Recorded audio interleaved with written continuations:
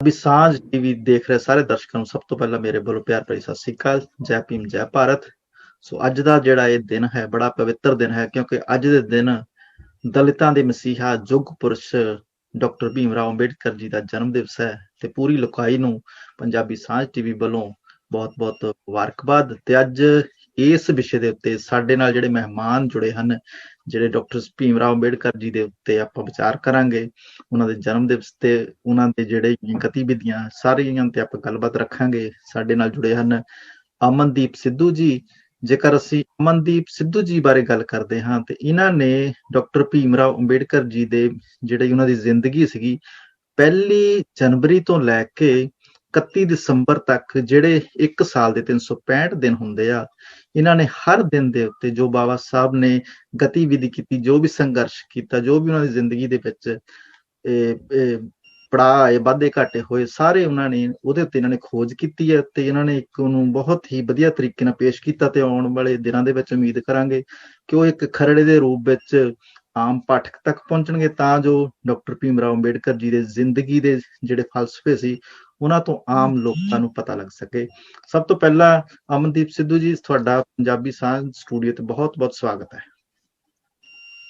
ਹਾਂਜੀ, ਸਾਂਝ ਟੀਵੀ ਦੇਖ ਰਹੇ ਸਾਰੇ ਸਾਥੀਆਂ ਨੂੰ, ਸਾਰੇ ਦਰਸ਼ਕਾਂ ਨੂੰ, ਦੇਸ਼ ਵਿਦੇਸ਼ ਦੇ ਵਿੱਚ ਬੈਠੇ ਸਮੁੱਚੇ ਦੇਸ਼ ਵਿਦੇਸ਼ ਦੇ ਵਿੱਚ ਬੈਠੀਆਂ ਸਮੁੱਚੀਆਂ ਸੰਗਤਾਂ ਨੂੰ ਮੇਰੇ ਵੱਲੋਂ ਵਾਹਿਗੁਰੂ ਜੀ ਕਾ ਖਾਲਸਾ, ਵਾਹਿਗੁਰੂ ਜੀ ਕੀ ਫਤਿਹ। ਜੈ ਭੀਮ ਜੈ ਭਾਰਤ।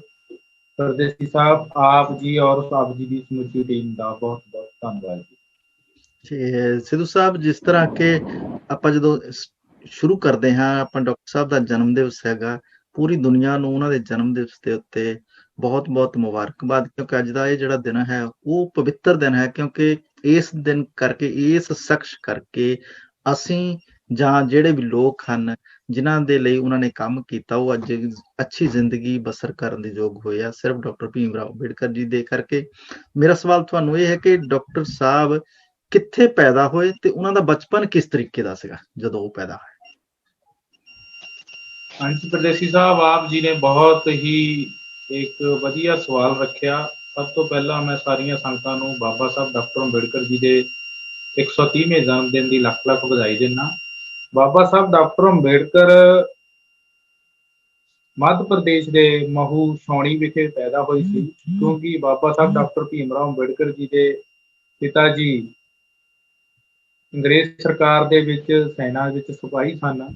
ਭਰਤੀ ਹੋਣ ਦੇ ਕਾਰਨ ਉਹਨਾਂ ਦਾ ਜਿਹੜਾ ਸੀ ਉਹ ਬਦਲੀ ਕੁਝ ਸਮੇਂ ਬਾਅਦ ਹੁੰਦੀ ਰਹਿੰਦੀ ਸੀ, ਕਿਉਂਕਿ ਅੰਗਰੇਜ਼ਾਂ ਦੀਆਂ ਪਲਟਨਾਵਾਂ ਕਦੀ ਕਿਤੇ ਤੇ ਕਦੀ ਕਿਤੇ ਜਾਇਆ ਕਰਦੀਆਂ ਸਨ। ਲੇਕਿਨ ਬਾਬਾ ਸਾਹਿਬ ਅੰਬੇਡਕਰ ਜੀ ਦਾ ਜਨਮ ਜੋ ਹੈ ਉਹ ਮੱਧ ਪ੍ਰਦੇਸ਼ ਮਹੂ ਵਿਖੇ ਹੋਇਆ। ਉਹ ਆਪਣੇ ਮਾਤਾ ਪਿਤਾ ਜੀ ਦੇ 14ਵੀਂ ਸੰਤਾਨ ਸੀ, 14ਵੇਂ ਰਤਨ ਸਨ ਜੀ ਜੀ।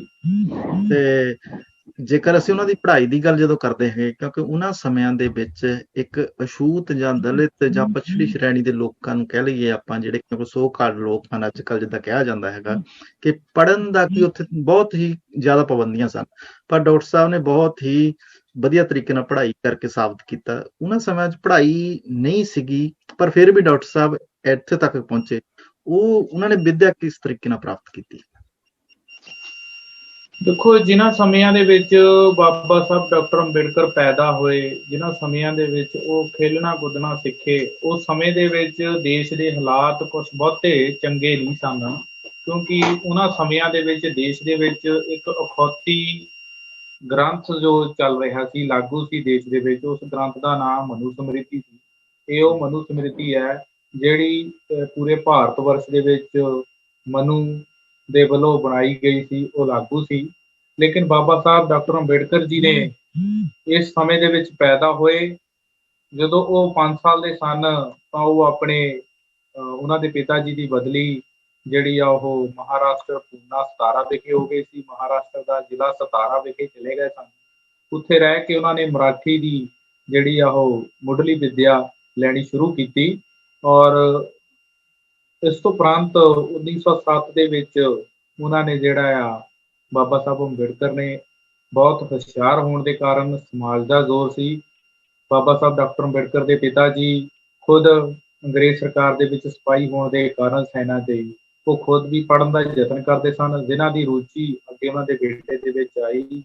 ਬਾਬਾ ਸਾਹਿਬ ਡਾਕਟਰ ਅੰਬੇਡਕਰ ਜੀ ਨੇ ਜਿਹੜੀ 10ਵੀਂ ਤੱਕ ਦੀ ਪੜ੍ਹਾਈ ਹੈ ਉਹ ਆਰੰਭ ਰੱਖੀ, ਪੂਨਾ 17 ਵਿਖੇ ਰਹਿ ਕੇ। ਠੀਕ ਹੈ ਨਾ। ਤੇ ਜਿਸ ਤਰ੍ਹਾਂ ਬਹੁਤੇ ਲੋਕਾਂ ਨੂੰ ਡਾਕਟਰ ਸਾਹਿਬ ਦੀਆਂ ਡਿਗਰੀਆਂ, ਡਾਕਟਰ ਸਾਹਿਬ ਨੇ ਕਿਹਾ ਜਿਹੜੀ ਪੜ੍ਹਾਈ ਕੀਤੀ ਹੈ ਉਹ ਬਹੁਤ ਜ਼ਿਆਦਾ ਪੜ੍ਹਾਈ ਕੀਤੀ ਹੈ, ਬਹੁਤੇ ਲੋਕਾਂ ਨੂੰ ਪੂਰੀ ਜਾਣਕਾਰੀ ਨਹੀਂ ਹੈ। ਕੀ ਤੁਸੀਂ ਇਹਦੇ ਬਾਰੇ ਸੰਖੇਪ ਵਿੱਚ ਦੱਸ ਸਕਦੇ ਉਹਨਾਂ ਕੋਲ ਕਿੰਨੀਆਂ ਡਿਗਰੀਆਂ ਸੀ, ਕਿੱਥੋਂ ਤੱਕ ਉਹ ਪੜ੍ਹੇ?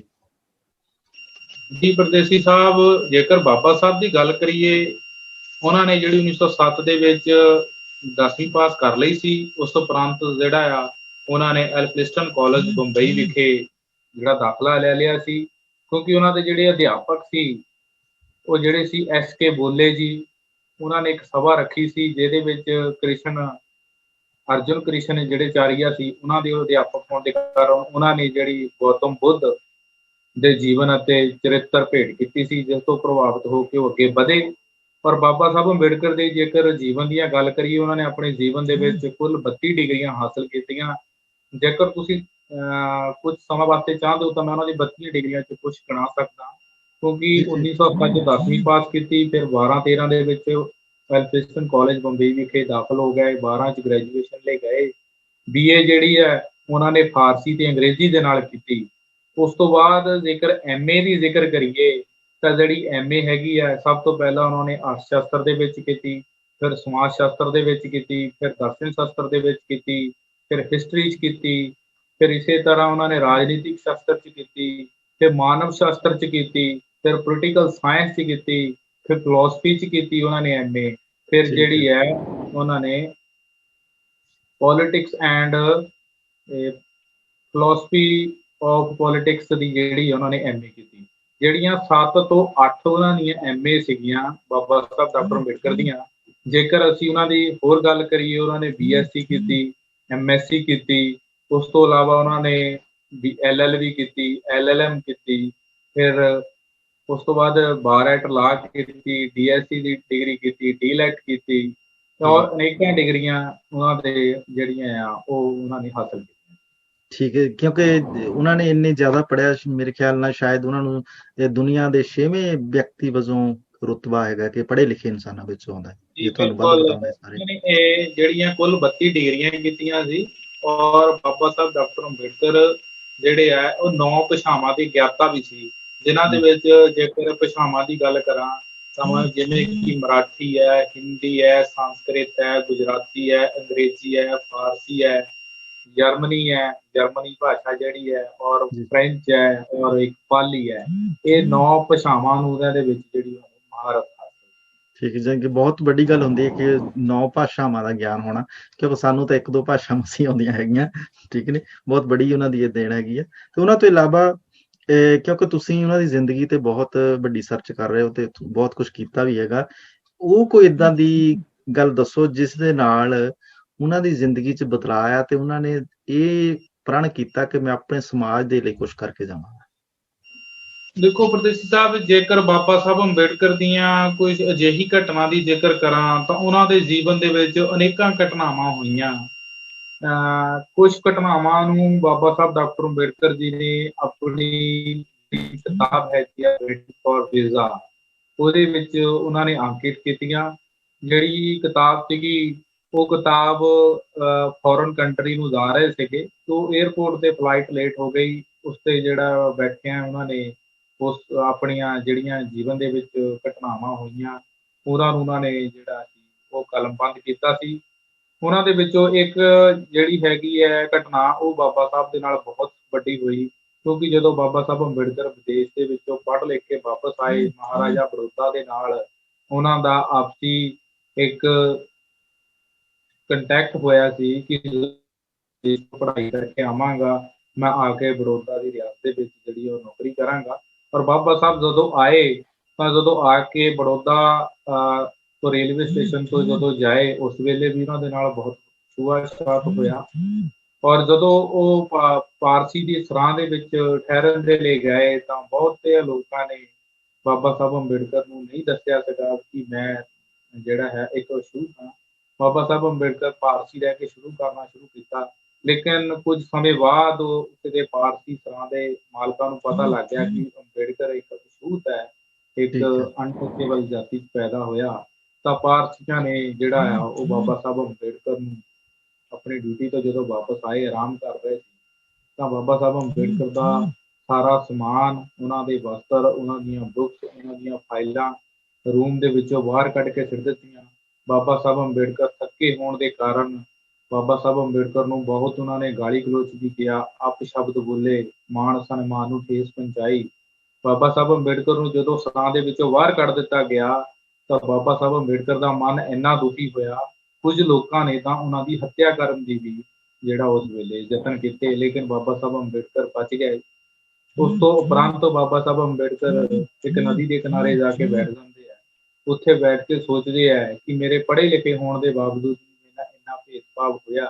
ਲੇਕਿਨ ਬਾਬਾ ਸਾਹਿਬ ਡਾਕਟਰ ਅੰਬੇਡਕਰ ਉਸ ਵੇਲੇ ਪ੍ਰਣ ਕਰਦੇ ਆ ਕਿ ਜੇਕਰ ਮੈਂ ਪੜ੍ਹਿਆ ਲਿਖਿਆ ਆਪਣੇ ਸਮਾਜ ਦੇ ਇਹੋ ਜਿਹੇ ਛੂਆ-ਛਾਤ, ਉਹਨਾਂ ਤੇ ਲੱਗੇ ਹੋਏ ਕਲੰਕਾਂ ਨੂੰ ਨਾ ਕਰ ਸਕਿਆ ਤਾਂ ਮੈਂ ਆਪਣੇ ਆਪ ਨੂੰ ਗੋਲੀ ਮਾਰ ਕੇ ਮਾਰ ਲਾਂਗਾ। ਇਹ ਉਹਨਾਂ ਦੀ ਇੱਕ ਜੀਵਨ ਦੀ ਬਹੁਤ ਵੱਡੀ ਘਟਨਾ ਆ, ਔਰ ਅਨੇਕਾਂ ਘਟਨਾਵਾਂ ਉਹਨਾਂ ਨੇ ਵੇਟਿੰਗ ਫॉर ਵੀਜ਼ਾ ਦੇ ਵਿੱਚ ਦਰਜ ਕੀਤੀਆਂ। ਜੀ ਠੀਕ ਹੈ ਜੀ, ਬਿਲਕੁਲ। ਤੇ ਜੇਕਰ ਅਸੀਂ ਜਦੋਂ ਸਾਈਮਨ ਕਮਿਸ਼ਨ ਦੀ ਜੇਕਰ ਅਸੀਂ ਗੱਲ ਕਰਦੇ ਹਾਂ, ਸਾਈਮਨ ਕਮਿਸ਼ਨ ਜਦੋਂ ਭਾਰਤ ਆਇਆ, ਉਹਦਾ ਵੱਡੀ ਪੱਧਰ ਤੇ ਵਿਰੋਧ ਕੀਤਾ ਗਿਆ, ਪਰ ਕੁਝ ਕਿਤਾਬਾਂ ਵਿੱਚ ਜਾਂ ਕੁਝ ਸੁਣਨ ਵਿੱਚ ਆਪਾਂ ਨੂੰ ਇਹ ਵੀ ਆਉਂਦਾ ਹੈਗਾ ਕਿ ਜਿਹੜਾ ਸਾਈਮਨ ਕਮਿਸ਼ਨ ਸੀ ਉਹ ਦਲਿਤ ਸਮਾਜ ਜਾਂ ਪਛੜੇ ਸ਼੍ਰੇਣੀਆਂ ਦੇ ਲਈ ਕੁਝ ਫਾਇਦਾ ਹੋਣ ਵਾਲਾ ਸੀ, ਪਰ ਉਸ ਵਕਤ ਦੇ ਜਿਹੜੇ ਲੀਡਰ ਸੀ, ਮਨੂਵਾਦੀ ਸਿਸਟਮ ਨੂੰ ਜਿਹੜਾ ਪ੍ਰਮੋਟ ਕਰਦੇ ਸੀ, ਉਹਨਾਂ ਨੇ ਇਸ ਚੀਜ਼ ਦਾ ਵਿਰੋਧ ਕੀਤਾ। ਇਹਦੇ ਵਿੱਚ ਕਿੰਨੀ ਕੁ ਸੱਚਾਈ ਹੈ ਤੇ ਕੀ ਇਹਦੇ ਬਾਰੇ ਤੁਸੀਂ ਇਹ ਕਹਿਣਾ ਚਾਹੁੰਦੇ ਹੋ? ਰਸ਼ੀ ਸਾਹਿਬ, ਅਗਰ ਅਸੀਂ ਬਾਬਾ ਸਾਹਿਬ ਅੰਬੇਡਕਰ ਦੀ ਰਾਈਟਿੰਗ ਐਂਡ ਸਪੀਚਿੰਗ ਪੜ੍ਹਦੇ ਹਾਂ ਨਾ, ਤਾਂ ਵੋਲੀਅਮ ਨੰਬਰ 4 ਹੈ ਜੋ, ਉਹਦੇ ਵਿੱਚ ਬਾਬਾ ਸਾਹਿਬ ਅੰਬੇਡਕਰ ਨੇ ਅੰਕਿਤ ਕੀਤਾ ਕਿ ਜਦੋਂ ਸਾਈਮਨ ਕਮਿਸ਼ਨ ਭਾਰਤ ਆਉਂਦਾ ਹੈ, ਸਾਈਮਨ ਕਮਿਸ਼ਨ ਨੂੰ ਭਾਰਤ ਆਉਣ ਦੀ ਜ਼ਰੂਰਤ ਕਿਉਂ ਪੈਂਦੀ, ਪਹਿਲਾਂ ਤਾਂ ਇਸ ਤੇ ਜਿਹੜੀ ਆ ਉਹ ਸਾਨੂੰ ਚਰਚਾ ਕਰਨ ਦਾ ਵਿਸ਼ਾ ਹੈ। ਕਿਉਂਕਿ ਭਾਰਤ ਦੇ ਵਿੱਚ ਮਨੂ ਸਮ੍ਰਿਤੀ ਜਿਹੜੀ ਸੀ ਉਹ ਬਹੁਤ ਪ੍ਰਫੁੱਲਿਤ ਸੀ। ਦਿਨ ਪ੍ਰਤੀ ਦਿਨ ਲੋਕਾਂ ਤੇ, ਗਰੀਬ ਨਿਮਾਣਿਆਂ ਲੋਕਾਂ ਤੇ ਅਤਿਆਚਾਰ ਹੋ ਰਹੇ ਸੀ। ਬਾਬਾ ਸਾਹਿਬ ਅੰਬੇਡਕਰ ਨੇ ਜਿਹੜਾ ਆ ਉਸ ਵੇਲੇ ਦੇ ਬ੍ਰਿਟਿਸ਼ ਗਵਰਨਮੈਂਟ ਦੇ ਜੋ ਪ੍ਰਧਾਨ ਮੰਤਰੀ ਸੀ ਔਰ ਉਹਨਾਂ ਦੇ ਸਰਕਾਰ ਦੇ ਨੁਮਾਇੰਦੇ ਸੀ, ਉਹਨਾਂ ਨੂੰ ਲਿਖਤੀ ਪੱਤਰ ਭੇਜਿਆ ਸੀ ਕਿ ਭਾਰਤ ਦੇ ਵਿੱਚ ਜਿਨ੍ਹਾਂ ਲੋਕਾਂ ਦੀ ਸਭ ਤੋਂ ਵੱਧ ਆਬਾਦੀ ਹੈ, ਉਹਨਾਂ ਲੋਕਾਂ ਤੇ ਜਿਹੜਾ ਬਹੁਤ ਅਤਿਆਚਾਰ ਹੋ ਰਿਹਾ। ਕਿਉਂਕਿ ਜਿਹੜੀਆਂ ਜਨਗਣਨਾ 1921 ਦੀ ਜਨਗਣਨਾ ਹੈ ਔਰ ਉਸ ਤੋਂ ਪਹਿਲਾਂ 1911 ਚ ਹੋਈ, ਉਸ ਤੋਂ ਪਹਿਲਾਂ 1901 ਦੇ ਵਿੱਚ ਜਨਗਣਨਾ ਹੈ। ਉਹਦੇ ਮੁਤਾਬਕ ਬਾਬਾ ਸਾਹਿਬ ਅੰਬੇਡਕਰ ਨੇ ਕਿਹਾ ਸੀ ਸਾਈਮਨ ਕਮਿਸ਼ਨ ਨੂੰ ਕਿ ਭਾਰਤ ਦੇ ਵਿੱਚ ਵੱਧ ਗਿਣਤੀ ਵਾਲੇ ਜਿਹੜੇ ਲੋਕ ਹੈ ਉਹਨਾਂ ਤੇ ਅਤਿਆਚਾਰ ਬਹੁਤ ਹੋ ਰਹੇ ਹੈ, ਕਿ ਤੁਸੀਂ ਆ ਕੇ ਦੇਖੋ।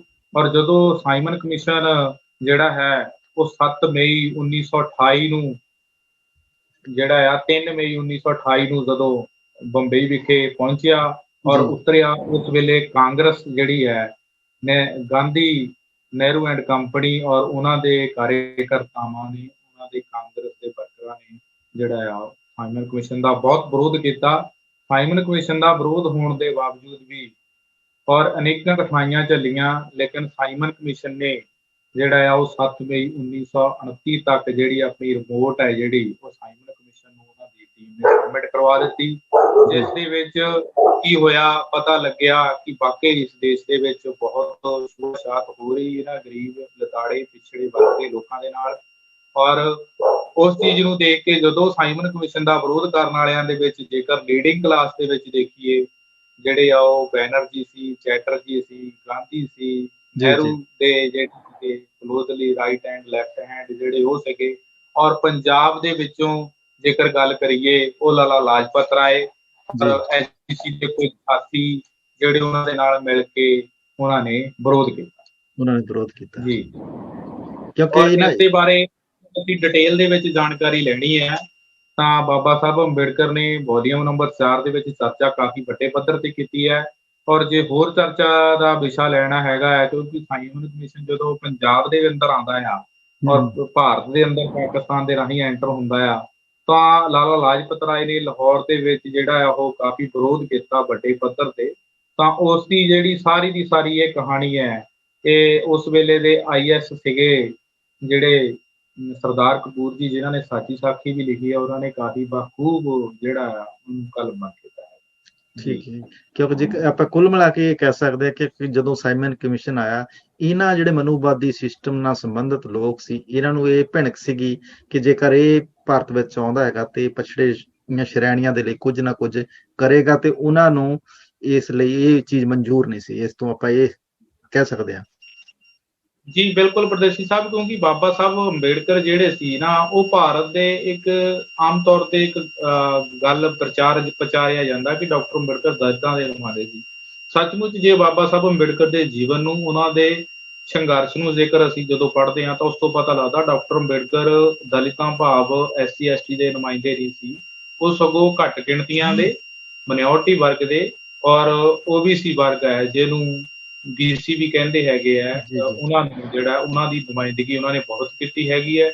ਔਰ ਸਾਈਮਨ ਕਮਿਸ਼ਨ ਦਾ ਵਿਰੋਧ ਗਾਂਧੀ, ਨਹਿਰੂ, ਚੈਟਰਜੀ, ਬੈਨਰਜੀ, ਲਾਲਾ ਲਾਜਪਤ ਰਾਏ ਜੀ ਨੇ ਇਸ ਕਰਕੇ ਕੀਤਾ ਕਿਉਂਕਿ ਉਹਨਾਂ ਨੂੰ ਪਤਾ ਸੀ ਕਿ ਅਗਰ ਸਾਈਮਨ ਕਮਿਸ਼ਨ ਇਹਨਾਂ ਦੀ ਜਿਹੜੇ ਗਰਾਊਂਡ ਦੇ ਹਾਲਾਤ ਦੇਖ ਗਿਆ ਤਾਂ ਇਹਨਾਂ ਦੇ ਫੈਸਲੇ ਉਹਨਾਂ ਦੇ ਹੱਕ ਦੇ ਵਿੱਚ ਕਰ ਸਕਦਾ, ਉਹਨਾਂ ਨੂੰ ਮਾਣ ਸਨਮਾਨ ਦੀ ਜ਼ਿੰਦਗੀ ਦੇਣ ਦੇ ਲਈ ਰਾਈਟ, ਹੱਕ, ਹਕੂਕ ਦੇ ਸਕਦਾ ਜੀ। ਜੀ ਜੀ ਬਿਲਕੁਲ, ਕਿਉਂਕਿ ਜੇਕਰ ਅਸੀਂ ਡਾਕਟਰ ਸਾਹਿਬ ਦੀ ਜਦੋਂ ਗੱਲ ਕਰਦੇ ਹਾਂ, ਅੱਜ ਤੱਕ ਵੀ ਹੁਣ ਆਪਾਂ ਦੇਖਣ ਵਿੱਚ ਆਉਂਦਾ ਕਿ ਇਸੇ ਤਰੀਕੇ ਨਾਲ ਹੀ ਪ੍ਰਚਾਰਿਆ ਗਿਆ ਡਾਕਟਰ ਸਾਹਿਬ ਨੂੰ ਕਿ ਉਹ ਇੱਕ ਦਲਿਤ ਸਮਾਜ ਦੇ ਨੇਤਾ ਹੈਗੇ ਆ ਜਾਂ ਇਹਨਾਂ ਲਈ ਹੀ ਕੰਮ ਕਰਦੇ ਆ, ਜਦ ਕਿ ਡਾਕਟਰ ਸਾਹਿਬ ਨੇ ਹਮੇਸ਼ਾ ਹੀ ਹਰ ਵਰਗ ਦੇ ਲਈ ਸੋਚ ਕੇ ਉਹਨਾਂ ਨੇ ਆਪਣਾ ਜਿਹੜਾ ਵੀ ਕੰਮ ਕੀਤਾ ਸੀਗਾ, ਪਰ ਉਹਨਾਂ ਨੂੰ ਮਨੂਵਾਦ ਸਿਸਟਮ ਨੇ ਗਲਤ ਤਰੀਕੇ ਨਾਲ ਪ੍ਰਚਾਰਿਆ। ਤੇ ਉਹਨਾਂ ਤੋਂ ਬਾਅਦ ਜਦੋਂ ਅਸੀਂ ਗੋਲਮੇਜ਼ ਕਾਨਫਰੰਸ ਦੀ ਗੱਲ ਕਰਦੇ ਹਾਂ ਤੇ ਉਹਦੇ ਵਿੱਚ ਡਾਕਟਰ ਸਾਹਿਬ ਦਾ ਕੀ ਰੋਲ ਸੀ? ਦੇਖੋ, ਜੇਕਰ ਪਰਦੇਸੀ ਸਾਹਿਬ ਬਾਬਾ ਸਾਹਿਬ ਅੰਬੇਡਕਰ ਦੀ ਗੋਲਮੇਜ਼ ਕਾਨਫਰੰਸ ਦੀ ਗੱਲ ਕਰੀਏ ਨਾ, ਬਾਬਾ ਸਾਹਿਬ ਅੰਬੇਡਕਰ ਦੀਆਂ ਰਾਈਟਿੰਗਸ ਜਿਹੜੀਆਂ ਹੈ ਨਾ, ਉਹਦੇ ਵਿੱਚ ਬਖੂਬ ਉਹਨਾਂ ਨੇ ਲਿਖਿਆ ਹੈਗਾ ਆ। ਸੈਕੰਡ ਤੇ ਥਰਡ ਦੇ ਵਿੱਚ ਗੋਲਮੇਜ਼ ਕਾਨਫਰੰਸ ਦੇ ਬਾਰੇ ਜ਼ਿਕਰ ਕੀਤਾ ਉਹਨਾਂ ਨੇ। ਗੋਲਮੇਜ਼ ਕਾਨਫਰੰਸ ਜਿਹੜੀ ਪਹਿਲੀ ਹੁੰਦੀ ਹੈ ਉਹ 1930 ਨੂੰ ਹੁੰਦੀ ਹੈ। ਜਦੋਂ 1930 ਨੂੰ ਕਾਨਫਰੰਸ ਹੋਈ ਤੇ ਬ੍ਰਿਟਿਸ਼ ਗਵਰਨਮੈਂਟ ਨੇ ਭਾਰਤ ਦੇ ਵਿੱਚ ਜਿਹੜੇ ਉਸ ਵੇਲੇ ਨੁਮਾਇੰਦਗੀ ਕਰ ਰਹੇ ਸੀਗੇ, ਚਾਹੇ ਉਹ ਛੂਤਾਂ ਦੇ ਸੀ, ਚਾਹੇ ਉਹ ਛੂਤਾਂ ਦੇ ਸੀ, ਚਾਹੇ ਉਹ ਘੱਟ ਗਿਣਤੀਆਂ ਦੇ ਸੀ, ਔਰ ਇਹਨਾਂ ਨੂੰ ਸਾਰਿਆਂ ਨੂੰ ਇਹਨਾਂ ਨੇ ਨੁਮਾਇੰਦਗੀ ਕਰਨ ਦੇ ਲਈ ਸੱਦਾ ਪੱਤਰ ਭੇਜੇ ਵੀ ਆਪਣਾ ਪੱਖ ਜਿਹੜਾ ਆ ਕੇ ਤੁਸੀਂ ਗੋਲਮੇਜ਼ ਕਾਨਫਰੰਸ ਦੇ ਵਿੱਚ ਰੱਖੋ।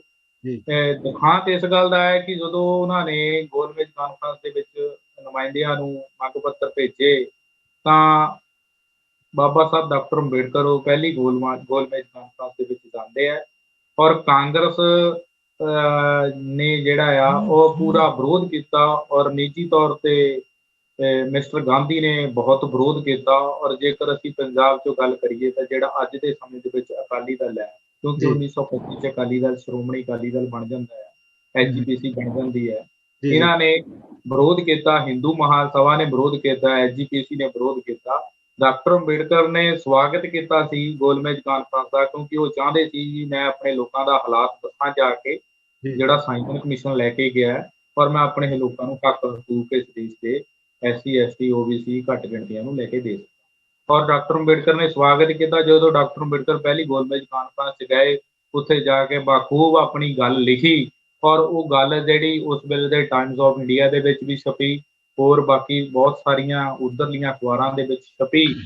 ਤਾਂ ਜਦੋਂ ਉਹ ਅਖਬਾਰਾਂ ਦੂਸਰੇ ਦਿਨ ਭਾਰਤ ਦੇ ਵਿੱਚ ਆਈਆਂ ਤਾਂ ਉਸ ਵੇਲੇ ਸੀ ਜਿਹੜਾ ਉਹ ਬੜਾ ਬੋਲਬਾਲਾ ਹੋ ਗਿਆ। ਡਾਕਟਰ ਅੰਬੇਡਕਰ ਦੀ ਬੱਲੇ ਬੱਲੇ ਹੋਈ ਭਾਰਤ ਦੇ ਲੋਕਾਂ ਦੇ ਲਈ। ਉਸ ਵੇਲੇ ਦੀਆਂ ਟੈਲੀਗ੍ਰਾਮਾਂ ਬਹੁਤ ਗਈਆਂ ਔਰ ਉਸ ਵੇਲੇ ਦਾ ਜਿਹੜਾ ਪ੍ਰਚਾਰ ਜਿਸ ਤਰ੍ਹਾਂ ਹੁੰਦਾ ਸੀ ਉਸ ਵਿੱਚ ਖਬਰ ਆਈ ਤਾਂ ਗਾਂਧੀ ਐਂਡ ਕੰਪਨੀ ਨੂੰ ਇਹ ਲੱਗਿਆ ਕਿ ਡਾਕਟਰ ਅੰਬੇਡਕਰ ਤਾਂ ਜਾ ਕੇ ਇਸ ਦੇਸ਼ ਦੇ ਅਛੂਤ ਛਛੂਤ ਲੋਕਾਂ ਦੀ ਘੱਟ ਗਿਣਤੀਆਂ ਦੀ ਗੱਲ ਕਰ ਰਿਹਾ, ਤਾਂ ਸਾਨੂੰ ਇਸ ਦੇਸ਼ ਦੇ ਵਿੱਚ ਰਹਿ ਕੇ ਕੁਛ ਨਹੀਂ ਮਿਲਣਾ।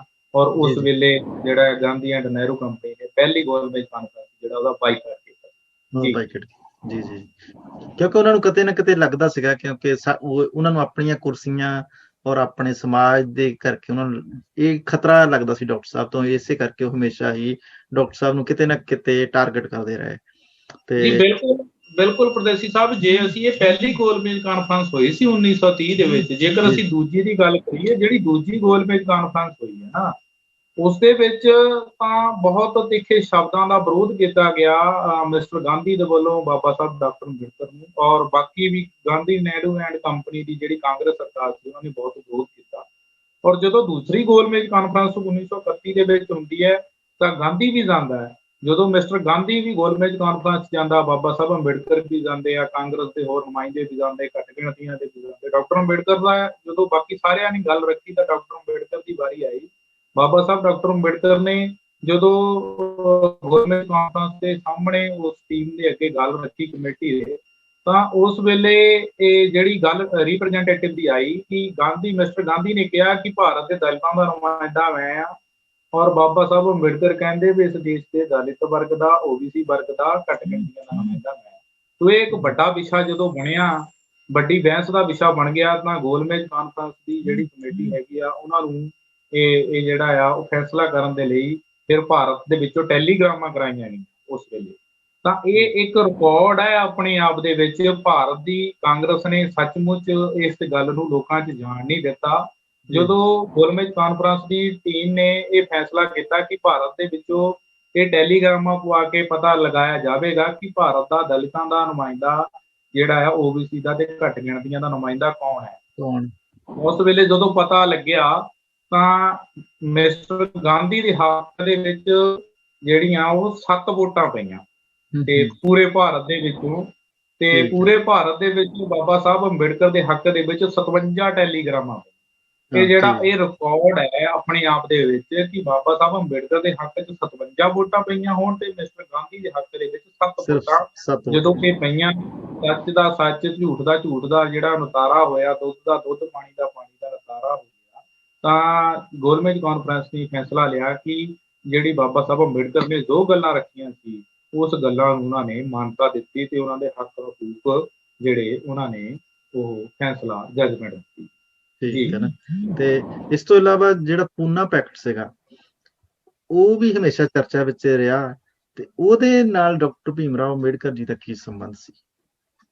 ਦੇਖੋ, ਜਦੋਂ ਦੂਸਰੀ ਗੋਲਮੇਜ ਕਾਨਫਰੰਸ ਦੇ ਵਿੱਚ ਨਾ ਜਦੋਂ ਸੈਪਰੇਟ ਇਲੈਕਟੋਰੇਟ ਦੀ ਗੱਲ ਆਉਂਦੀ ਹੈ, ਤੀਸਰੇ ਜਿਹੜਾ ਪੂਨਾ ਪੈਕਟ ਹੁੰਦਾ ਆ ਉਹ 14 ਅਗਸਤ 1932 ਨੂੰ ਗੋਲਮੇਜ ਕਾਨਫਰੰਸਾਂ ਜਿਹੜਾ ਕਮਿਊਨਲ ਅਵਾਰਡ ਪਾਸ ਹੋ ਜਾਂਦਾ।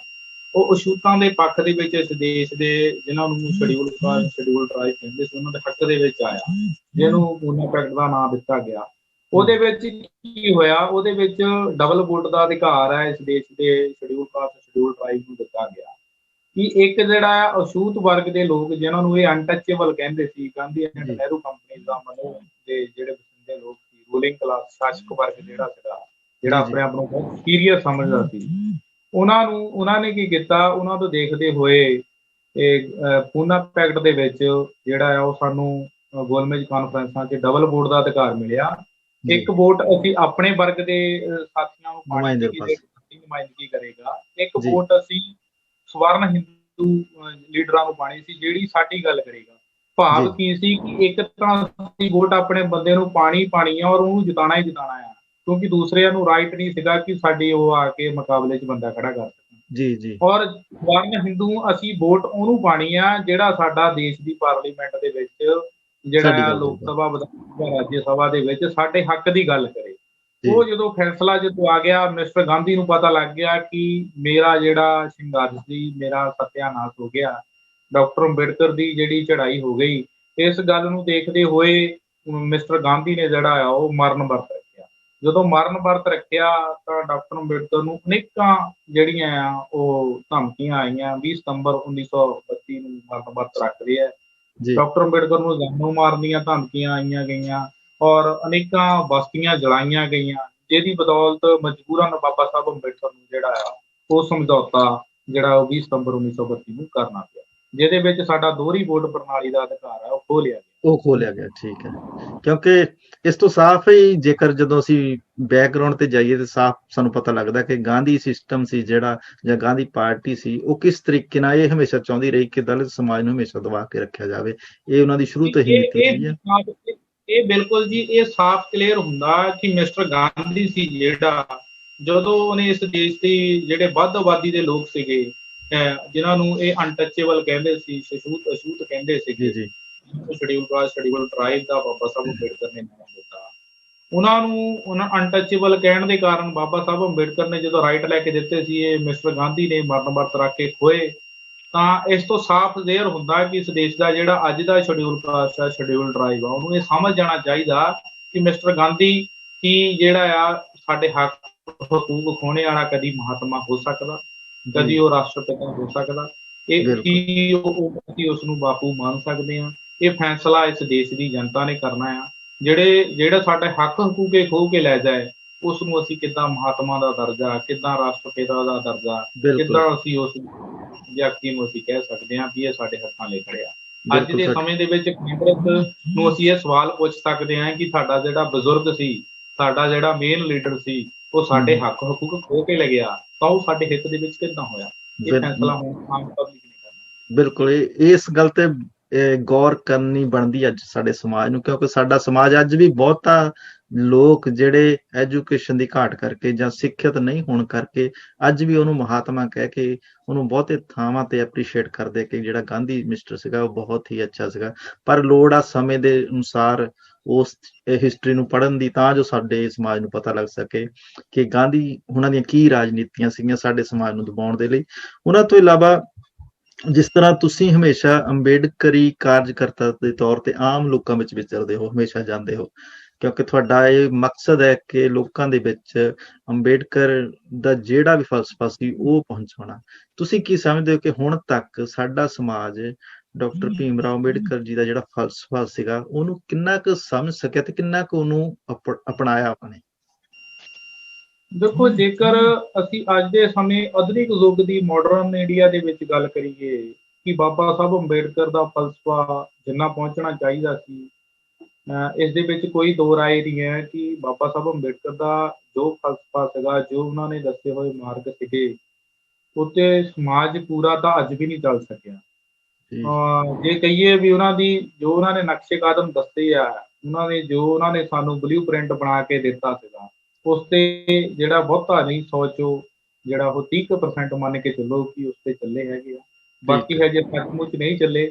ਜਿਹੜੇ ਕੰਮ ਬਾਬਾ ਸਾਹਿਬ ਅੰਬੇਡਕਰ ਨੇ ਕਹੇ ਸੀ ਕਿ ਤੁਸੀਂ ਪੇ ਬੈਕ ਟੂ ਸੁਸਾਇਟੀ ਕਰਨੀ ਹੈ, ਜਿਹੜੇ ਕੰਮ ਬਾਬਾ ਸਾਹਿਬ ਅੰਬੇਡਕਰ ਨੇ ਕਹੇ ਸੀ ਕਿ ਮੇਰੇ ਦਿੱਤੇ ਹੋਏ ਸੰਵਿਧਾਨ ਦੀ ਬਦੌਲਤ, ਮੇਰੇ ਦਿੱਤੇ ਹੋਏ ਰਾਖਵੀਕਰਨ ਦੀ ਬਦੌਲਤ ਅਗਰ ਤੁਸੀਂ ਇਸ ਦੇਸ਼ ਦੇ ਵਿੱਚ ਡਾਕਟਰ, ਵਕੀਲ, ਇੰਜੀਨੀਅਰ, ਜੱਜ ਬਣਦੇ ਹੋ ਜੀ, ਤਾਂ ਤੁਸੀਂ ਜਿਹੜਾ ਆ ਉਹ ਆਪਣੇ ਇਸ ਦੇਸ਼ ਦੇ ਜਿਹੜਾ ਨੌਕਰੀ ਦੇ ਵਿੱਚ ਦਸਵੰਧ ਹੈ ਜਿਹੜਾ ਉਹਨੂੰ ਪੇ ਬੈਕ ਟੂ ਸੁਸਾਇਟੀ ਦੇ ਵਿੱਚ 100 ਚੋਂ 10ਵਾਂ ਹਿੱਸਾ ਜਿਹੜੇ ਆ ਉਹ ਕੁਛ ਪੈਸੇ ਆ ਜਿਹੜੇ ਤੁਸੀਂ ਦਾਨ ਕਰਨੇ ਹੈਗੇ ਆ। ਬਾਕੀ ਪੈਸੇ ਆਪਣੇ ਪਰਿਵਾਰ ਤੇ ਲਾਓ, ਲੇਕਿਨ ਦਸਵੰਧ ਹੈ ਜਿਹੜਾ ਉਹ ਸਮਾਜ ਤੇ ਲਾਣਾ। ਕਿਉਂਕਿ ਬਾਬਾ ਸਾਹਿਬ ਅੰਬੇਡਕਰ ਹਮੇਸ਼ਾ ਹੀ ਇਹੀ ਗੱਲ ਕਹਿੰਦੇ ਗਏ ਹੈ ਕਿ ਜਿਹੜਾ ਵਿਅਕਤੀ ਪੜ੍ਹ ਲਿਖ ਜਾਂਦਾ ਹੈ ਉਹ ਕੋਸ਼ਿਸ਼ ਕਰੇ ਕਿ ਮੈਂ ਕਿਹਨਾਂ ਹਾਲਾਤਾਂ 'ਚ ਪੜ੍ਹਿਆ, ਉਸ ਨੂੰ ਐਨਾਲਿਸਿਸ ਕਰੇ। ਫਿਰ ਅਗਰ ਉਹ ਕਾਮਯਾਬ ਹੋ ਜਾਂਦਾ ਹੈ, ਫਿਰ ਉਹ ਬਾਅਦ ਵਿੱਚ ਜਾ ਕੇ ਸਮਾਜ 'ਚ ਇਹੀ ਪ੍ਰਚਾਰ ਕਰੇ ਕਿ ਅਗਰ ਮੈਂ ਕਾਮਯਾਬ ਹੋ ਸਕਦਾ ਇਸ ਗਰੀਬ ਵਰਗ ਤੋਂ ਤੇ ਬਾਕੀ ਵੀ ਹੋ ਸਕਦਾ। ਜੀ, ਉਹਨਾਂ ਦਾ ਸਭ ਤੋਂ ਵੱਡਾ ਸੀਗਾ ਕੰਮ ਵੀ ਪੇ ਬੈਕ ਟੂ ਸੁਸਾਇਟੀ ਹੋਣੀ ਚਾਹੀਦੀ ਆ, ਜਿਹੜੀ ਅੱਜ ਬਹੁਤ ਵੱਡੇ ਪੱਧਰ ਤੇ ਹੋ ਵੀ ਰਹੀ ਹੈ, ਲੇਕਿਨ ਜਿੰਨੀ ਹੋਣੀ ਚਾਹੀਦੀ ਹੈ ਉਹ ਹਜੇ ਨਹੀਂ ਹੋ ਰਹੀ। ਜੀ ਜੀ, ਅੱਜ ਲੋੜ ਹੈ ਸਾਨੂੰ, ਕਿਉਂਕਿ ਉਹਨਾਂ ਦਾ ਲਿਟਰੇਚਰ ਲੋਕਾਂ ਵਿੱਚ ਲਿਜਾਣ ਦੀ, ਤੇ ਉਹਨਾਂ ਦੀ ਜਿਹੜਾ ਫਲਸਫਾ ਸੀ ਉਹ ਲੋਕਾਂ 'ਚ, ਕਿਉਂਕਿ ਲੋਕ ਕਹਿੰਦੇ ਹੈਗੇ ਵੀ ਅਸੀਂ ਉਹਨਾਂ ਦੀ ਗੱਲ ਕਰਦੇ ਹਾਂ, ਪਰ ਅਸਲ ਵਿੱਚ ਜਦੋਂ ਆਪਾਂ ਡੀਪਲੀ ਜਾਂਦੇ ਆ ਤੇ ਉਹ ਚੀਜ਼ ਆਪਾਂ ਨੂੰ ਨਜ਼ਰ ਨਹੀਂ ਆਉਂਦੀ ਕਿਤੇ। ਤੇ ਬਿਲਕੁਲ ਸਾਹਿਬ ਅੰਬੇਡਕਰ ਨੇ, ਜੇ ਅਸੀਂ ਉਹਨਾਂ ਦੀ ਵੱਖ-ਵੱਖ ਕਰੀਏ ਤਾਂ ਉਹਨਾਂ ਨੇ ਇਹ ਇਕੱਲਾ ਗੌਰਮੈਂਟ ਸੈਕਟਰ ਦੇ ਵਿੱਚ ਨਹੀਂ ਇਹ ਗੱਲ ਕਹੀ ਸੀ, ਉਹਨਾਂ ਨੇ ਹੋਰ ਬਹੁਤ ਸਾਨੂੰ ਗੱਲਾਂ ਕਹੀਆਂ ਕਿ ਚਾਹੇ ਤੁਸੀਂ ਵਿਦਿਅਕ ਖੇਤਰ 'ਚ ਹੋ, ਚਾਹੇ ਤੁਸੀਂ ਨੌਕਰੀ ਵਰਗ ਦੇ ਵਿੱਚ ਹੋ, ਜਾਂ ਤੁਸੀਂ ਛੋਟੇ ਤੋਂ ਵੱਡੇ ਬਿਜ਼ਨਸਮੈਨ ਵੀ ਬਣਦੇ ਹੋ। ਅੱਜ ਦਾ ਸਮਾਂ ਹੈ ਜਿਹੜਾ ਜੋ ਸੰਵਿਧਾਨ ਉਹਨਾਂ ਨੇ ਸਾਨੂੰ ਲਿਖ ਕੇ ਦਿੱਤਾ, ਉਹਦੇ ਵਿੱਚ ਉਹਨਾਂ ਨੇ ਸਾਨੂੰ ਬਹੁਤ ਰਾਈਟ ਦਿੱਤੇ ਹੈਗੇ ਆ। ਜੇ ਕੌਨਸਟੀਟਿਊਸ਼ਨ ਦੀ ਗੱਲ ਕਰੀਏ, ਮੇਰੇ ਕੋਲ ਕੌਨਸਟੀਟਿਊਸ਼ਨ ਪਿਆ ਆ, ਤੇ ਜਿਹੜਾ ਬਾਬਾ ਸਾਹਿਬ ਅੰਬੇਡਕਰ ਦਾ ਜਿਹੜਾ ਅਸਲੀ ਕੌਨਸਟੀਟਿਊਸ਼ਨ ਜਿਹੜਾ ਪੰਜਾਬ ਭਾਰਤ ਸਰਕਾਰ ਨੇ ਛਾਪਿਆ, ਉਹਦੇ ਵਿੱਚ 395 ਆਰਟੀਕਲਾਂ ਚੋਂ 65 ਆਰਟੀਕਲ ਤਾਂ ਇਸ ਦੇਸ਼ ਦੇ ਸ਼ਡਿਊਲ ਕਾਸਟਾਂ ਵਾਸਤੇ ਹੀ ਹੈ, ਜਿਹੜਾ ਉਹਨਾਂ ਦੇ ਫੰਡਾਮੈਂਟਲ ਰਾਈਟ ਜਾਂ ਹੋਰ ਬਹੁਤ ਸਾਰੇ ਅਧਿਕਾਰਾਂ ਦੀ ਜਿਹੜਾ ਆ ਉਹ ਹਿੱਤਾਂ ਦੀ ਰਾਖੀ ਲਈ ਖੜਾ ਆ। ਉਹ ਲੋੜ ਹੈ ਸਾਨੂੰ ਇਹਨਾਂ ਗੱਲਾਂ ਨੂੰ ਪ੍ਰਚਾਰ ਕਰਨ ਦੀ ਔਰ ਲੋਕਾਂ 'ਚ ਲੈ ਕੇ ਜਾਣ ਦੀ, ਔਰ ਫਿਰ ਉਹਦੇ ਮੁਤਾਬਕ ਆਪਣੇ ਜੀਵਨ ਦੇ ਵਿੱਚ ਢਾਲਣ ਦੀ, ਕਿਉਂਕਿ ਬਾਬਾ ਸਾਹਿਬ ਨੇ ਆਚਰਣ ਦੀ ਬੜੀ ਗੱਲ ਕੀਤੀ ਹੈ। ਸਾਨੂੰ ਆਚਰਣ ਜਿਹੜਾ ਉਹ ਉੱਚਾ ਸੁੱਚਾ ਰੱਖਣਾ ਬਹੁਤ ਜ਼ਰੂਰੀ ਹੈ। ਜੀ ਬਿਲਕੁਲ ਬਿਲਕੁਲ ਉਹੀ ਗੱਲ। ਤੇ ਜਾਂਦੇ ਜਾਂਦੇ ਆਪਾਂ ਇੱਕ ਗੱਲ ਹੋਰ ਤੁਹਾਨੂੰ ਪੁੱਛਣਾ ਚਾਹੁੰਦਾ ਕਿ ਜਿਹੜਾ ਅੱਜ ਦਾ ਸਿਸਟਮ ਹੈਗਾ, ਇਹ ਹਮੇਸ਼ਾ ਜਿਹੜੀਆਂ ਮੌਜੂਦਾ ਸਰਕਾਰਾਂ ਹੈਗੀਆਂ ਇਹ ਚਾਹੁੰਦੀਆਂ ਹੈਗੀਆਂ ਕਿ ਜਿਹੜਾ ਦਲਿਤ ਸਮਾਜ ਜਾਂ ਪਛੜੀਆਂ ਸ਼੍ਰੇਣੀਆਂ ਹੈਗੀਆਂ, ਇਹਨਾਂ ਨੂੰ ਕਿਸੇ ਨਾ ਕਿਸੇ ਉਹ ਆਪਣੇ ਲਾਲਚਾਂ ਦੇ ਭੰਬਲ ਭੂਸੇ ਵਿੱਚ ਪਾ ਕੇ ਹਮੇਸ਼ਾ ਆਪਣੀਆਂ ਵੋਟਾਂ ਜਿਹੜੀਆਂ ਹੈਗੀਆਂ ਉਹ ਆਪਣੇ ਹੱਕ ਵਿੱਚ ਭੁਗਤਾਉਂਦੀਆਂ ਹਨ। ਕੀ ਸਾਡਾ ਸਮਾਜ ਹਮੇਸ਼ਾ ਇਹ ਬਈ ਆਪਾਂ ਕਹਿ ਸਕਦੇ ਆ ਕਿ ਜਿਹੜੀਆਂ ਗੌਰਮੈਂਟਾਂ ਦੀਆਂ ਇਹ ਫ੍ਰੀ ਵਾਲੀਆਂ ਸਕੀਮਾਂ ਉਹਨਾਂ ਤੇ ਹੀ ਨਿਰਭਰ ਰਹੇਗਾ ਜਾਂ ਕਦੇ ਆਪਣਾ ਰਾਜ ਭਾਗ ਵੀ ਲਿਆਏਗਾ? ਦੇਖੋ, ਇਹ ਇਸ ਗੱਲ ਦੀ ਅਗਰ ਗੱਲ ਕਰੀਏ ਵਿਦੇਸ਼ੀ ਸਾਹਿਬ, ਸਭ ਤੋਂ ਵੱਡੀ ਗੱਲ ਹੈ ਕਿ ਦੇਸ਼ ਅਖੌਤੀ ਆਜ਼ਾਦੀ ਆਈ ਨੂੰ ਲਗਭਗ 72 ਸਾਲ ਹੋ ਗਏ, 73ਵਾਂ ਚੱਲ ਰਿਹਾ। ਜੀ ਲੇਕਿਨ ਅੱਜ ਅਗਰ ਭਾਰਤ ਸਰਕਾਰ ਨੂੰ ਅੱਜ ਵੀ ਜਿਹੜੇ ਆ ਉਹ ਨੀਲੇ ਪੀਲੇ ਕਾਰਡ ਜਾਂ ਹੋਰ ਜਿਹੜੀਆਂ ਮਾੜੀਆਂ ਮੋਟੀਆਂ ਸਹੂਲਤਾਂ ਦਿੱਤੀਆਂ ਜਾ ਰਹੀਆਂ, ਜੀ ਜੀ ਬਿਲਕੁਲ। ਇਹਦੀ ਅੱਜ ਵੀ 73 ਸਾਲ ਬਾਅਦ ਲੋੜ ਪੈ ਰਹੀ ਹੈ, ਤੇ ਇਹਦਾ ਕਿਸੇ ਨਾ ਕਿਤੇ ਕਾਰਨ ਹੈ। ਜਿਹੜੀਆਂ ਸਰਕਾਰਾਂ ਸੀ ਉਹ ਇਸ ਦੇਸ਼ ਦੇ ਗਰੀਬ ਅਤੀ ਪਛੜੇ ਵਰਗ ਦੇ ਕਿਸਾਨਾਂ ਮਜ਼ਦੂਰਾਂ ਦੇ ਹੱਕ ਦੇ ਵਿੱਚ ਨਹੀਂ ਸੀ, ਕਿਉਂਕਿ ਉਹਨਾਂ ਦੀ ਨੀਅਤ ਤੇ ਨੀਤੀ 'ਚ ਬੜਾ ਫਰਕ ਹੈ।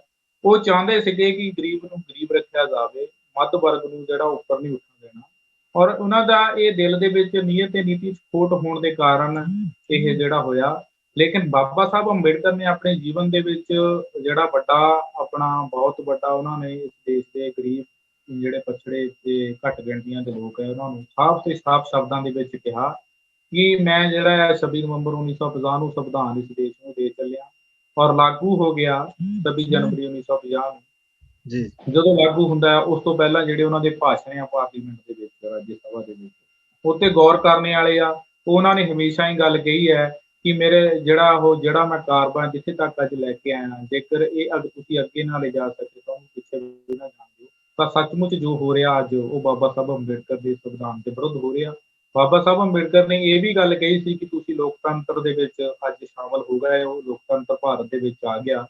ਲੇਕਿਨ ਇਸ ਗੱਲ ਨੂੰ ਲੋਕਤੰਤਰ ਦੇ ਵਿੱਚ ਤੁਸੀਂ ਤਦ ਕਾਮਯਾਬ ਹੋਵੋਗੇ ਜੇਕਰ ਤੁਸੀਂ ਆਪਸ ਵਿੱਚ ਹੀ ਜਿਹੜੇ ਆ ਉਹ ਗਰੀਬ ਨਿਮਾਣੇ ਦੁਪੱਤੇ ਲੋਕ ਇਕੱਠੇ ਹੋ ਕੇ ਰਹੋਗੇ, ਮਿਲ ਜੁਲ ਕੇ ਰਹੋਗੇ, ਸਾਂਝ ਕਰੋਗੇ ਬੇਟੀ ਦੀ, ਤਾਂ ਤੁਸੀਂ ਕਾਮਯਾਬ ਹੋ ਸਕਦੇ ਹੋ। ਔਰ ਇਹਦੇ ਵਿਸ਼ੇ ਦੇ ਲਈ ਜੇਕਰ ਅਸੀਂ ਹੋਰ ਵੀ ਗੱਲ ਚਰਚਾ 'ਚ ਲਿਆਣੀ ਹੋਵੇ ਤਾਂ ਜਦੋਂ 1945 ਦੇ ਵਿੱਚ ਲਾਰਡ ਵੇਵਲ ਨੇ ਇੱਕ ਮੀਟਿੰਗ ਬੁਲਾਈ, ਆਲ ਪਾਰਟੀ ਮੀਟਿੰਗ ਦੀ, ਤਾਂ ਉਸ ਦੇ ਵਿੱਚ ਆਪਣੇ ਆਪਣੇ ਵਿਚਾਰ ਰੱਖੇ ਗਏ। ਤਾਂ ਉਸ ਮੀਟਿੰਗ ਦੇ ਵਿੱਚ ਮਿਸਟਰ ਗਾਂਧੀ ਵੀ ਸੀ, ਨਹਿਰੂ ਵੀ ਸੀ, ਹੋਰ ਕੱਦਾਵਰ ਨੇਤਾ ਵੀ ਸਨ, ਤਾਂ ਜਿਨ੍ਹਾਂ ਦੇ ਵਿੱਚ ਬਾਬਾ ਸਾਹਿਬ ਵੱਡੇ ਕੱਦਾਵਰ ਨੇਤਾ, ਔਰ ਮੁਸਲਮਾਨਾਂ ਵੱਲੋਂ ਜਿਹੜੇ ਸੀ ਮੁਹੰਮਦ ਜਿਨਾਹ, ਔਰ ਸਿੱਖ ਰਿਪਰੈਜ਼ੈਂਟੇਟਿਵ ਸੀ, ਈਸਾਈ ਵੀ ਸੀ, ਪਾਰਸੀ ਵੀ ਸੀ, ਬੋਧੀ ਵੀ ਸੀ।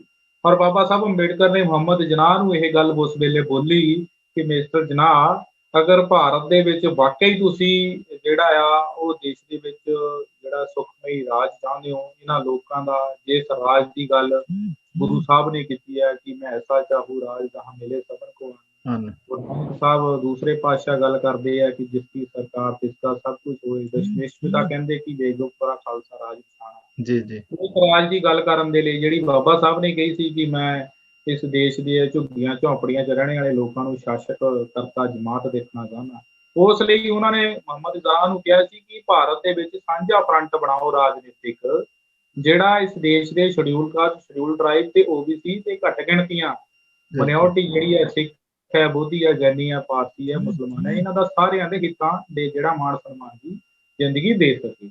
ਪਰ ਉਸ ਵੇਲੇ ਦੇ ਜਿਹੜੇ ਮੁਹੰਮਦ ਜਿਨਾਹ ਦੇ ਸ਼ਬਦ ਆ ਉਹ ਬਹੁਤ ਬਾਬਾ ਸਾਹਿਬ ਅੰਬੇਡਕਰ ਦੇ ਵਿਚਾਰਾਂ ਨਾਲ ਮੈਚ ਨਹੀਂ ਖਾਂਦੇ। ਤਾਂ ਉੱਥੇ ਜਿਹੜਾ ਆ ਮਿਸਟਰ ਜਿਨਾਹ ਸੀ ਜਿਹੜਾ ਉਹ ਗਾਂਧੀ ਦੇ ਵਿੱਚ ਭੁਗਤਿਆ, ਜਿਹਦਾ ਖਮਿਆਜਾ ਅਸੀਂ ਅੱਜ ਭਾਰਤ ਦੇ ਵਿੱਚ ਭੁਗਤ ਰਹੇ ਹਾਂ। ਬਾਬਾ ਸਾਹਿਬ ਅੰਬੇਡਕਰ ਨੇ ਤਾਂ ਬਹੁਤ ਅਨੇਕਾਂ ਗੱਲਾਂ ਕਹੀਆਂ ਕਿ ਤੁਸੀਂ ਜੇਕਰ ਰਾਜਨੀਤੀ ਦੇ ਵਿੱਚ ਨਹੀਂ ਆਉਂਦੇ ਤਾਂ ਇਹ ਨਿਕੰਮੇ ਗੰਦੇ ਲੋਕ ਆ ਜਿਹੜੇ ਉਹ ਸਾਡੇ ਤੇ ਕਾਬਜ਼ ਹੋ ਜਾਣਗੇ। ਉਹਨਾਂ ਨੇ ਕਿਹਾ ਕਿ ਲੋਕਤੰਤਰ ਆ ਚੁੱਕਿਆ ਭਾਰਤ ਦੇ ਵਿੱਚ, ਕਿ ਤੁਸੀਂ ਆਪਣੀ ਵੋਟ ਦਾ ਜਿਹੜਾ ਇਸਤੇਮਾਲ ਹੈ ਉਸ ਵੋਟ ਦਾ ਸਹੀ ਕਰਨਾ, ਔਰ ਸਿਰਫ ਆਪਣੀ ਵੋਟ ਨੂੰ ਜਿਹੜਾ ਆ ਉਹਦੀ ਰਾਖੀ ਉਸ ਤਰ੍ਹਾਂ ਕਰਨੀ ਹੈ ਜਿੱਦਾਂ ਤੁਸੀਂ ਆਪਣੀ ਧੀ, ਮਾਂ, ਭੈਣ ਦੀ ਗੱਲ। ਜੀ ਬਿਲਕੁਲ। ਸਿੱਧੂ ਸਾਹਿਬ, ਤੁਸੀਂ ਅੱਜ ਪੰਜਾਬੀ ਸਾਂਝ ਨੂੰ ਸਮਾਂ ਦਿੱਤਾ ਤੇ ਅੱਜ ਦੇ ਇਸ ਪਵਿੱਤਰ ਦਿਨ ਦੇ ਉੱਤੇ ਤੁਸੀਂ ਬਹੁਤ ਹੀ ਕਾਬਲੇ ਗੌਰ ਉਹ ਗੱਲਾਂ ਕੀਤੀਆਂ ਜਿਹੜੀਆਂ ਆਮ ਲੋਕਾਂ ਨੂੰ ਜਾਂ ਆਮ ਦਰਸ਼ਕਾਂ ਨੂੰ ਨਹੀਂ ਪਤਾ ਹੁੰਦੀਆਂ, ਤੇ ਉਮੀਦ ਕਰਾਂਗੇ ਕਿ ਅੱਜ ਦੇ ਇਸ ਗੱਲਬਾਤ ਤੋਂ ਲੋਕੀ ਬਹੁਤ ਕੁਝ ਸਿੱਖਣਗੇ। ਤੁਹਾਡਾ ਪੰਜਾਬੀ ਸਾਂਝ ਨੂੰ ਸਮਾਂ ਦੇਣ ਲਈ ਬਹੁਤ ਬਹੁਤ ਸ਼ੁਕਰੀਆ, ਤੇ ਉਮੀਦ ਕਰਾਂਗੇ ਅੱਗੇ ਤੋਂ ਫਿਰ ਕਿਸੇ ਦਿਨ ਗੱਲਬਾਤ ਆਪਾਂ ਕਰਦੇ ਰਹਾਂਗੇ। ਬਹੁਤ ਬਹੁਤ ਧੰਨਵਾਦ ਤੁਹਾਡਾ। ਧੰਨਵਾਦ ਜੀ ਸਾਂਝ TV ਦਾ, ਔਰ ਪ੍ਰੋਫੈਸਰ ਸਾਹਿਬ ਆਪ ਜੀ ਦਾ, ਔਰ ਆਪ ਜੀ ਦੀ ਸਮੁੱਚੀ ਟੀਮ ਦਾ, ਜਿਨ੍ਹਾਂ ਨੇ ਆਪਣੀ ਗੱਲ ਹੈ ਮੈਨੂੰ ਰੱਖਣ ਦਾ ਮੌਕਾ ਦਿੱਤਾ। ਔਰ ਇੱਕ ਵਾਰੀ ਸਾਰੇ ਦੇਸ਼ ਵਿਦੇਸ਼ ਵਿੱਚ ਬੈਠੀਆਂ ਸੰਗਤਾਂ ਨੂੰ ਬਾਬਾ ਸਾਹਿਬ ਡਾਕਟਰ ਭੀਮ ਰਾਓ ਅੰਬੇਡਕਰ ਜੀ ਦੇ 130ਵੇਂ ਜਨਮ ਦਿਨ ਦੀ ਬਹੁਤ ਬਹੁਤ ਵਧਾਈ। ਧੰਨਵਾਦ। ਧੰਨਵਾਦ।